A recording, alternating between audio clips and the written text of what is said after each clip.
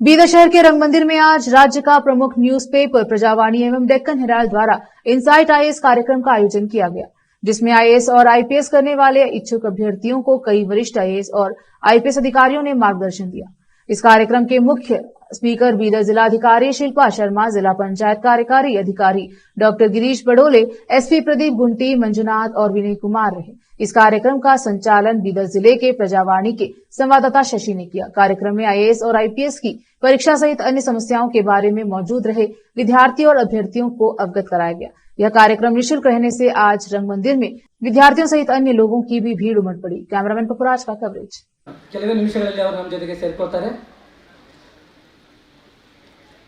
ಈ ಒಂದು ಕಾರ್ಯಕ್ರಮಕ್ಕೆ ಅಥವಾ ಈ ಕಾರ್ಯಕ್ರಮದ ಕೇಂದ್ರ ಬಿಂದುವಾಗಿರುವ ನಮ್ಮ ಇನ್ಸೈಟ್ಸ್ ಸಂಸ್ಥೆಯ ಸಂಸ್ಥಾಪಕ ನಿರ್ದೇಶಕರಾಗಿರುವ ವಿನಯ್ ಕುಮಾರ್ ಜಿಬಿ ಅವರಿಗೆ ಪ್ರಜಾವಾಣಿ ಡೆಕ್ಕನ್ ಹೆರಾಲ್ಡ್ ಸಂಸ್ಥೆ ವತಿಯಿಂದ ಹಾಗೂ ಬೀದರ್ ಜಿಲ್ಲೆಯ ಸಮಸ್ತ ನಾಗರಿಕರ ಪರವಾಗಿ ಈ ಒಂದು ಕಾರ್ಯಕ್ರಮಕ್ಕೆ ನಾನು ಹೃತ್ಪೂರ್ವಕವಾದ ಸ್ವಾಗತವನ್ನು ಕೋರುತ್ತೇನೆ।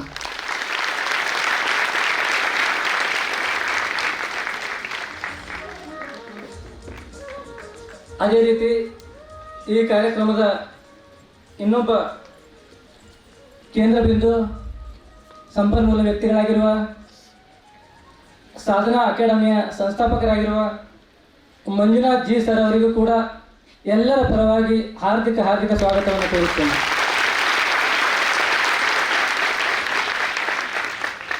ಅದೇ ರೀತಿ ಇನ್ಸೈಡ್ ಸಂಸ್ಥೆಯ ಸಮಂತ್ ಸರ್ ಅವರಿಗೂ ಕೂಡ ಈ ಒಂದು ಕಾರ್ಯಕ್ರಮಕ್ಕೆ ಸ್ವಾಗತವನ್ನು ಕೋರುತ್ತೇನೆ। ಇನ್ನು ನಮ್ಮ ಕಲಬುರಗಿ ಪ್ರಜಾವಾಣಿ ಬ್ಯೂರೋ ಮುಖ್ಯಸ್ಥರಾಗಿರುವ ವಿನಾಯಕ್ ಭಟ್ ಸರ್ ಅವರಿಗೂ ಕೂಡ ಈ ಕಾರ್ಯಕ್ರಮಕ್ಕೆ ಸ್ವಾಗತವನ್ನು ಕೋರುತ್ತೇನೆ। ಇನ್ನು ಈ ಕಾರ್ಯಕ್ರಮದ ಯಶಸ್ಸಿಗೆ ಹಗಲಿರುಳು ಶ್ರಮಿಸಿ ಇಡೀ ತಮ್ಮ ತಂಡದೊಂದಿಗೆ ಕಳೆದ ಒಂದು ವಾರದಿಂದ ಮಳೆ ಚಳಿ ಲೆಕ್ಕಿಸದೆ ಕೆಲಸ ಮಾಡ್ತಾ ಇದ್ದಾರೆ ನಮ್ಮ ಪ್ರಸರಣ ವಿಭಾಗದ ಆರ್ಎಂ ಆಗಿರುವ ಪ್ರಕಾಶ್ ನಾಯಕ್ ಸರ್ ಅವರಿಗೂ ಮತ್ತು ಅವರ ಇಡೀ ತಂಡಕ್ಕೆ ನಾನು ಎಲ್ಲರ ಪರವಾಗಿ ಸ್ವಾಗತವನ್ನು ಕೋರುತ್ತೇನೆ।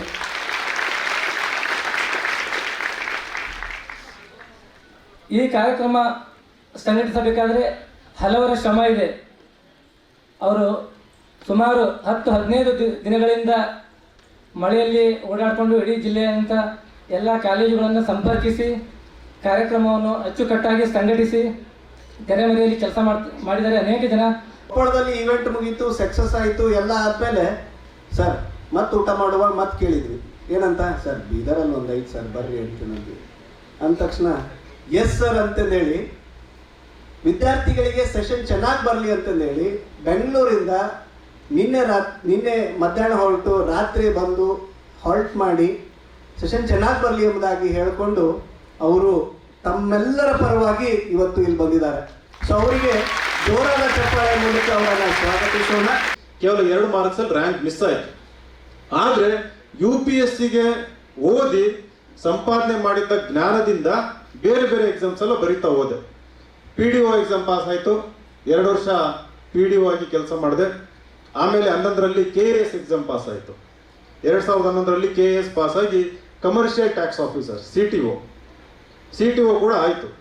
ಆದರೆ ಆ ಎಕ್ಸಾಮ್ನ ಭ್ರಷ್ಟಾಚಾರದ ಕಾರಣ ಏನು ಮಾಡಿದ್ರು, ಲಿಸ್ಟ್ ಕ್ಯಾನ್ಸಲ್ ಮಾಡಿದ್ರು। ನಿಮಗೆ KPSC ಅಂದ್ರೆ ಗೊತ್ತು, ನಿಮಗೆ KPSC ಅಂದ್ರೆ ಕರ್ನಾಟಕ, ಮೊನ್ನೆನೂ ಕೂಡ ನ್ಯೂಸಲ್ಲಿತ್ತು। ನಾನು ಕೂಡ ಫ್ರೀಡಮ್ ಪಾರ್ಕಲ್ಲಿ ಕರ್ನಾಟಕದ ವಿದ್ಯಾರ್ಥಿನಿಯರು ಅಥವಾ KPSC ಆಸ್ಪಿರೆಂಟ್ಸ್ ಅವ್ರ ಪರವಾಗಿ ನೇತೃತ್ವ ವಹಿಸ್ಕೊಂಡು ಹೋಗಿ ಮೊನ್ನೆ KPSC ಗೆಜೆಟೆಡ್ ಪ್ರೊಬೇಷನರ್ಸ್ ಪ್ರಿಲಿಮಿನರಿ ಎಕ್ಸಾಮಲ್ಲಿ ಏನೋ ಒಂದು ಅನ್ಯಾಯ ಆಗಿತ್ತು, ಅದರ ವಿರುದ್ಧ ಹೋರಾಟ ಮಾಡಿ ಎಕ್ಸಾಮನ್ನು 2 ತಿಂಗಳು ಮುಂದೂಡೋದಕ್ಕೆ ನಮ್ಮ ಕೈಯಲ್ಲಾದಷ್ಟು ನಾವು ಕೂಡ ಸ್ವಲ್ಪ ಹೋರಾಟ ಮಾಡಿದ್ವಿ। ಆದರೆ ಲಿಸ್ಟ್ ಕ್ಯಾನ್ಸಲ್ ಆದಾಗ, CTO ಜಾಬ್ ಮಿಸ್ ಆದಾಗ ಯೂಶುವಲಿ ಏನು ಮಾಡ್ತಾರೆ, ಅದಕ್ಕೋಸ್ಕರ ಹೋರಾಟ ಮಾಡ್ತಾರೆ, ನಾನು ಕೋರ್ಟಿಗೆ ಹೋಗ್ಬೇಕು, ಕೋರ್ಟಿಗೆ ಹೋಗಿ ಅಲ್ಲಿಂದ ಕೆಲಸ ತಗೋಬೇಕು ಅಂತಂದು। ಆದರೆ ನಾನು ಆ ರೀತಿ ಮಾಡಕ್ಕೆ ಹೋಗಲಿಲ್ಲ। ನಮಗೆ ನವೋದಯ ಶಾಲೆಯಲ್ಲಿ ನಾನೇನು ಕಲ್ತಿದ್ದೆ, ಪುಸ್ತಕಗಳನ್ನು ಓದೋದ್ರ ಮೂಲಕ, ಶಾಲಾ ಶಿಕ್ಷಣದ ಮೂಲಕ ಅಂತಂದರೆ ಒಂದು ಅವಕಾಶ ಕ್ಲೋಸ್ ಆಯಿತು, ಒಂದು ಬಾಗಿಲು ಮುಚ್ಚೋಯ್ತು ಅಂತಂದ್ರೆ ಇನ್ನೊಂದು ಅವಕಾಶನ ನಾವು ಸೃಷ್ಟಿ ಮಾಡ್ಕೋಬೇಕು ಅಂತಂದ್ರೆ. ಸೊ IAS ಗೆ ತಯಾರಿ ಮಾಡಬೇಕಾದ್ರೆ ನನಗೊಂದು ಹಾಬಿ ಇತ್ತು. ಹಾಬಿ ಅಂದ್ರೆ ಗೊತ್ತಲ್ಲ, ಹಾಬಿ ಅಂಡ್ ಇಂಟ್ರೆಸ್ಟ್ ಅಂತಂದು, ಹವ್ಯಾಸ. ಏನು ಹವ್ಯಾಸ ಅಂತಂದ್ರೆ ನಾನು ಓದಿದ್ದನ್ನೆಲ್ಲ ನನ್ನದೇ ಆದ ಒಂದು ವೆಬ್ಸೈಟ್ ಓಪನ್ ಮಾಡಿ ಅಲ್ಲಿ ನಾನು ಬರಿತಾ ಇದ್ದೆ, ನನ್ನ ಅನಿಸಿಕೆಗಳನ್ನ ಬರಿತಾ ಇದ್ದೆ. It was called as blogging. It is called as blogging. Blogging ಅಂತಂದ್ರೆ ವೆಬ್ಸೈಟ್ ಅಲ್ಲಿ ನಿಮ್ಗೆ ಏನೇನು ಅನ್ಸುತ್ತೆ, ಯಾವುದೇ